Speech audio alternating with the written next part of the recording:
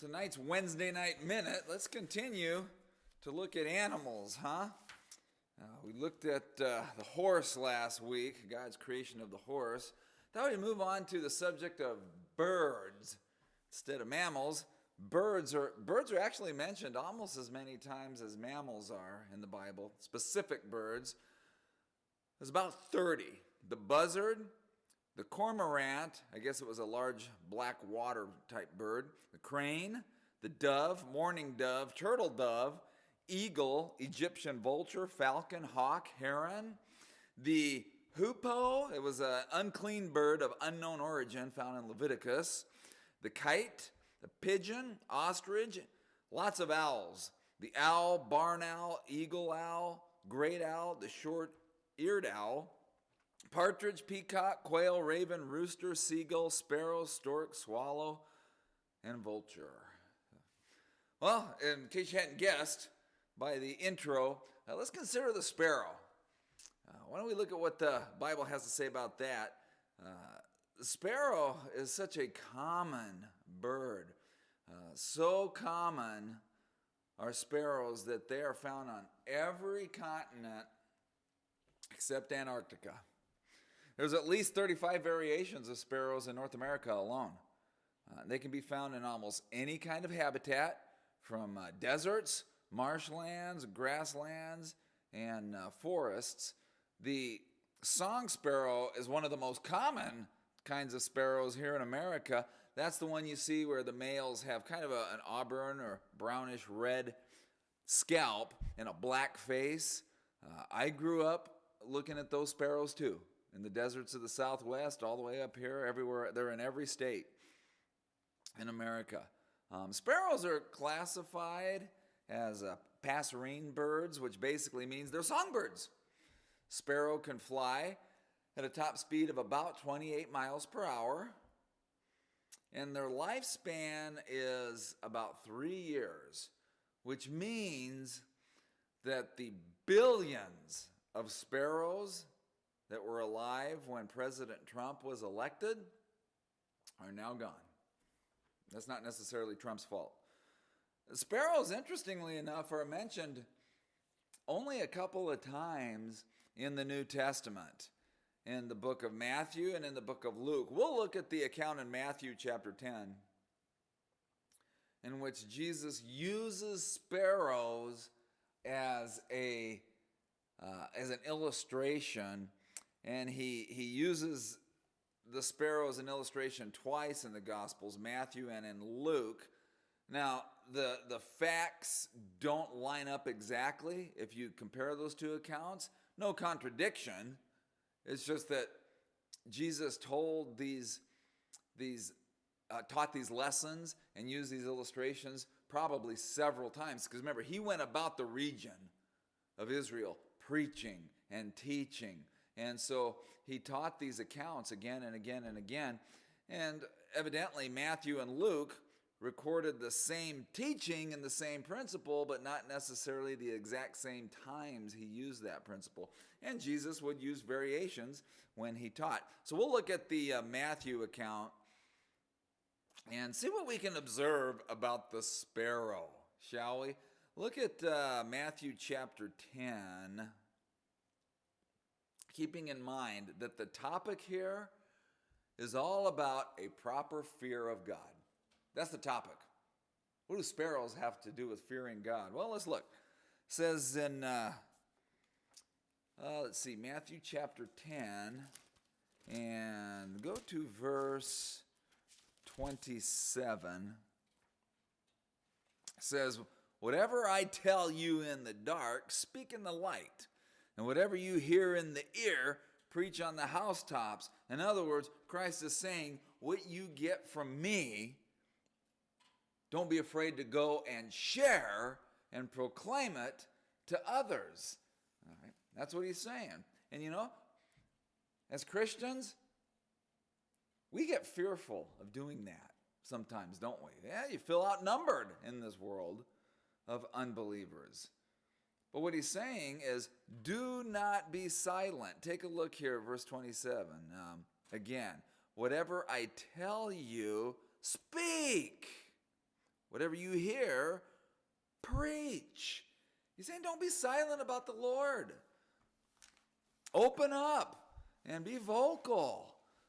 Now, I know you're not having a lot of contact with people, but on the rare times that you do, and you confront people's fear, and people are scared right now. Opportunity to tell them why you're not scared. Opportunity to tell about the Lord. Make the most of it. Don't be silent, especially now. It says in verse 28, and do not fear. And remember, there's two kinds of fear here. There is, first of all, the terror fear. This is the fear maybe a child has from an abusive parent. This is the kind of fear that an unbeliever should have towards God, should be terrified of God. Because unbelievers, well, by nature, we're all sinners. God is sinless. He is holy. When the two come together, the sinner has reason for terror. So there's a terror fear, but then there's also a reverent fear. And the reverent fear of God is one that a child has of his loving parent. When a child has a parent that is so loving, that little boy or little girl has a great respect and reverence for that parent. That's what a believer should have towards God. That's what you and I should have towards God. A person can go from terror fear of God simply by believing on Jesus Christ, and that terror becomes reverent and respectful.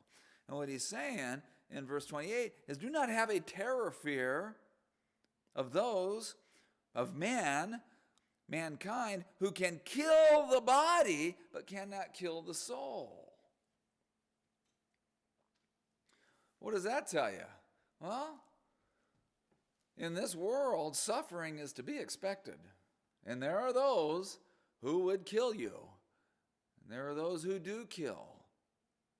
And that brings about suffering, especially by way of extreme persecution to the believer. Believers have been killed for their faith. They've suffered at the hands of unbelievers. It's going to happen. It has happened. It's happening now. It will continue to happen until the Lord returns and sets everything straight. And what Jesus is saying is, you, Christian, don't you fear those who can kill your body, because they cannot kill your soul. This body's temporary. The soul, well, that exists forever. People can only kill your body. They have no control over your soul. Continue on in verse 8. It says, but rather fear. Now he's seen to move from terror to reverent. Fear him, this is God now, fear him who is able to destroy both soul and body in hell, or in the lake of fire. Gehenna is the word there, the lake of fire. God has power over both the body and the soul. Now, to those who would reject Jesus Christ, they have reason to be terrified. Real reason. But to you who know the Lord, you have reason for reverence, but not terror, over he who has your body and your soul in his hand. So fear God over man. That's what he's saying there. Look at verse 29. Now he's going to move to the illustration in regard to sparrows. He says, verse 29, are not 2 sparrows sold for a copper coin? All right. This was about 1/16 of a denarius. It was really a very worthless coin. It wasn't worth much at all. Kind of like our copper coin, the penny. Right? It's not worth a whole lot. 1 cent. And he's saying, which birds were for sale. People bought various birds for various reasons, and sparrows were the cheapest. Why? They're so common. They're everywhere. You're going to buy a couple of sparrows, it was only going to cost you a copper coin, 1/16 of a denarius. It was kind of like saying, sparrows are so inexpensive that you buy one, he'll throw the other one in for free. And yet verse 29 continues and says, and not one of them, not one sparrow, as worthless as they are to people, not one of them falls to the ground apart from your Father's will. For the billions of sparrows that died in the last 4 years, God was there for every one of them.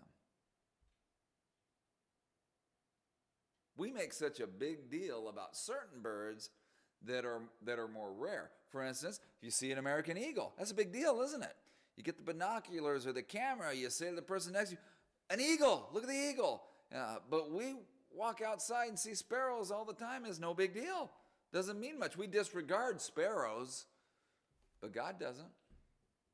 These brown drab little birds that are a dime a dozen, they're everywhere. Not one of them falls outside of the will of God. Not one. That's amazing. So if you consider God's regard for sparrows, then you compare that to his regard for you. That's what verse 30 and 31 do. It says, but the very hairs of your head are all numbered. And I know then we get into hair jokes with somebody like me. But notice, it does not say that the hairs of your head are all counted as a whole. And God certainly knows how many hairs are on your head and on mine. But what it says is the hairs of your head are numbered individually. Don't get too caught up about the topic of hair in this verse here. What this is showing you is the detail in which God cares for you. Frankly, you probably don't, well, if you have a full head of hair, you probably don't care how many hairs there are. But God knows each of your hairs individually. And then verse 31 says, do not fear, have no terror. You are of more value than many sparrows. God cares about each sparrow individually. He cares about every single one of them. You take many sparrows, you're still more valuable to God than that.